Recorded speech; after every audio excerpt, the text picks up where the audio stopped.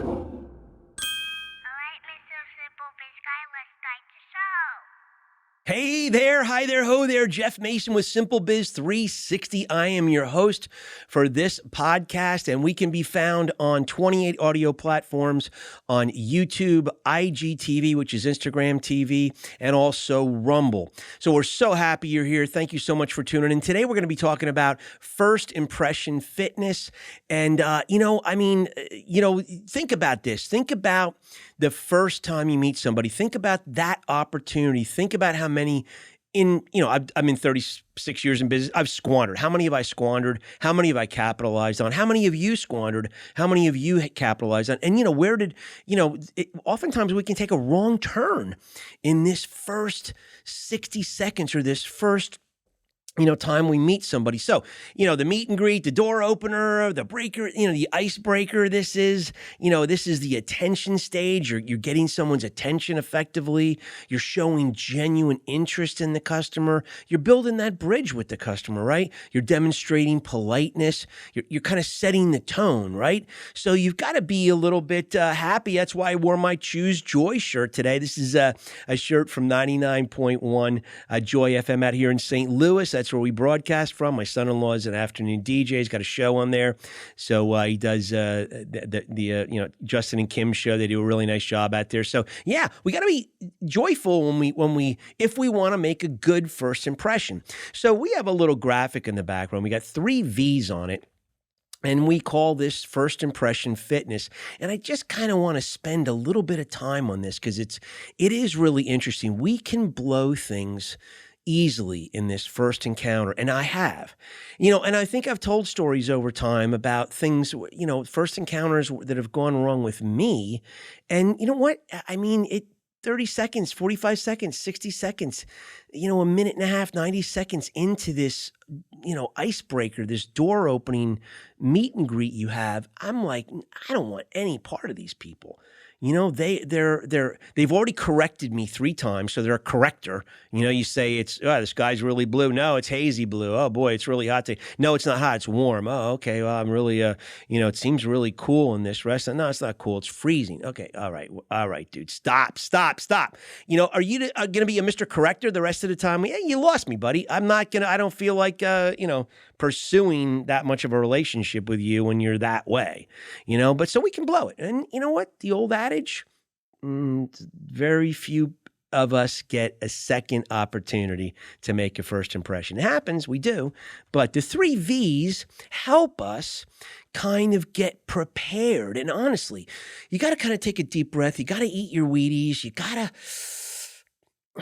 to be ready for that first impression, right? And you got to, so like for instance, I was on the phone with somebody today.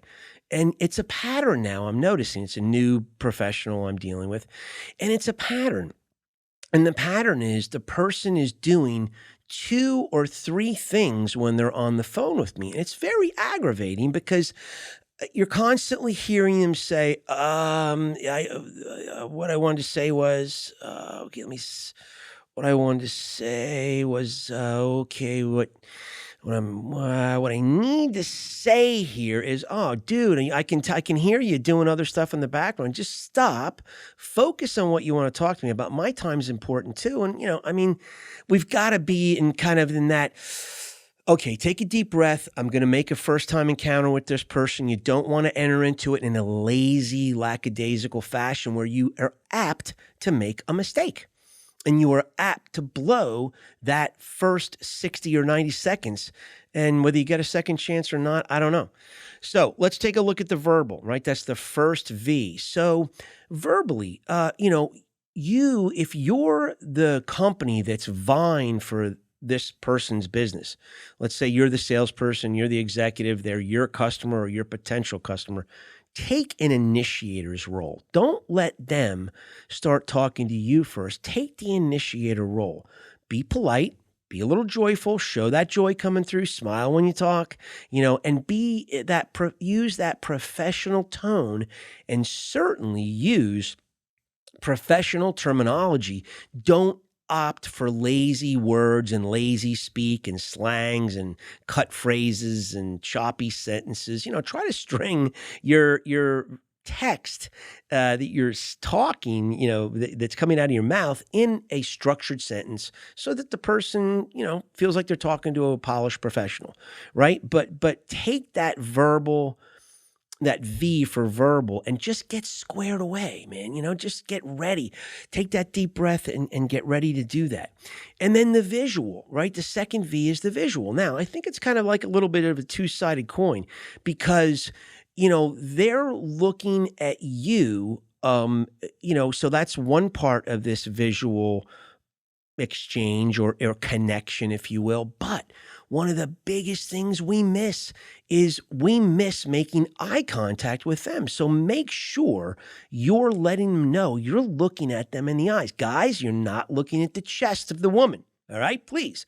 If that's your thing, well, it's not your thing in business. So look at this person's eyes. Connect with the eyes. That's where the genuineness and the transparency and the sincerity and the trust is built through the eyes. So it's a two-way visual, kind of, episode or event going on, right? But be buttoned up, literally. I mean, seriously, have your shirt buttoned, have your fly up, guys. How many times have I run in to men who, I don't know how you just walk around with your fly down a lot, but no, a lot of guys have done it and do it.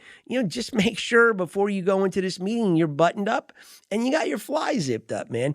Make sure the crap is out of your teeth. If you can't floss your teeth, if you just ate a salad and you can't floss them, man, take some water, swish it around on your mouth violently and spit the water out in a parking lot or wherever you're meeting these people. Just make sure you get the crud out of your teeth to the best of your ability, right? But you got to do it. Your beard, crap in your belly. Yeah, look at those carrot strings hanging on that beard, right? You want to make sure, or, I hate to say this, but, the proverbial boogie, I mean, it's gross, but, it has struck me for sure. I've had one sitting right on the knot of my tie going into a Wall Street law firm. Oh yeah. A nice little honker sitting there, beaconing out like a, stupid, beam of light. And here I am, nobody's going to say, hey, excuse me, Jeff, you got a big honker on the knot of your tie. Well, it was there. I saw it later and I was like, what? I can't believe it. So at any rate, just make sure your hairs look a little put in place and make sure your collar's nice and collar's not all, crudded up and, going the opposite direction on the back of your neck. Just kind of get squared away. You know what I mean? And make sure that you make that eye contact.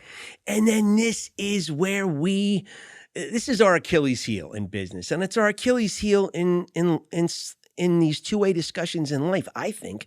And this is the volley. So if you're the initiator, right, and you're being polite and you got the joy face on, you're connecting eye to eye, you're buttoned up, and you're going to have this volley. Well, if you're the initiator, make sure you say, hey, really nice to meet you today. Thanks for meeting me today. How are you doing these days? Oh, very good. Yeah. Everything, you have your travel. Was it okay getting in town? Yeah, it was great. How's your family and, vacation time? You doing any vacations? No. But, so again, you're asking questions like that. You're kind of breaking the ice. You're kind of, as you're getting ready to do lunch or whatever you're doing, sitting down, you're getting squared away at the conference table. This is just, basic, surface talk. But, as long as you're the initiator, you make it genuine to that person. But if that person, and here's where we missed the mark, if that person is the initiator and asks you questions like that, make sure to, again, take that deep breath, eat your Wheaties, make sure that you've got, yourself situated where you remember. You have some type of memory trigger where you go, hey, I've got to ask that person a like-minded question back. So it's like a ping pong match, right? They volleyed you that ping pong ball. Hey, how you doing? How's your family? How's your vacation? Do any vacations? Where'd you go? How was it? Blah, blah, blah. Boom. Stop when you're done answering. How about you? How about you, Bill? How about you, Leslie? Did you do anything for vacation? Are you taking one this year? How's your family and everything in Minneapolis? Wherever they're from. And make sure that you reciprocate. And that's where in this volley process, we miss the mark. I miss the mark constantly. I walked in here today to do a show, do a bunch of shows with Matt today, who's my program director. Matt asked me a question, how my vacation was and everything, and I'm, busy getting the stuff out of the car. He's helping me. And I almost forgot to ask Matt, hey, what about you? How's your last couple of weeks been? It came out, didn't come out, right away, but it came out. But you know what? I forget sometimes and I hang up the phone and I go, oh my gosh, I never asked that person a reciprocating question. Like, how about you? And you know what? The people aren't going to articulate, hey, Jeff, you didn't ask me a reciprocating question like I asked you how your vacation was. You never asked me how mine was. They don't tell us that. They just internalize that and go, you know what?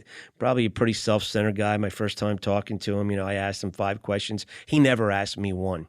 Yeah, probably just one of those self-centered, wants to get the commission and run, and that's kind of what happens in the mind's eye, because the mind's eye of that person becomes their perception. So we just want to be careful about that. Make sure you try to spend the time to reciprocate with a like-minded question. And if you can, oh man, you will absolutely, I think, set the tone for that relationship. You're building it on a great cornerstone, one that shows genuine interest, sincere interest in that person. And you guys are off to the races. It's a great way to break that ice. So today, we are going to dip back into 1966, a little psychedelia. But Donovan out of England did Sunshine Superman. You don't have to be a Superman about this 3V process, but, make sure, if nothing else, whatever you do say, the sun's shining a little bit on this conversation and these people, and you got a little bit of joy in your, posture and your demeanor. So, Sunshine Superman, Donovan, 1966. We will see you in 168 hours, 7 times 24. That's how we get 168. We'll see you next week.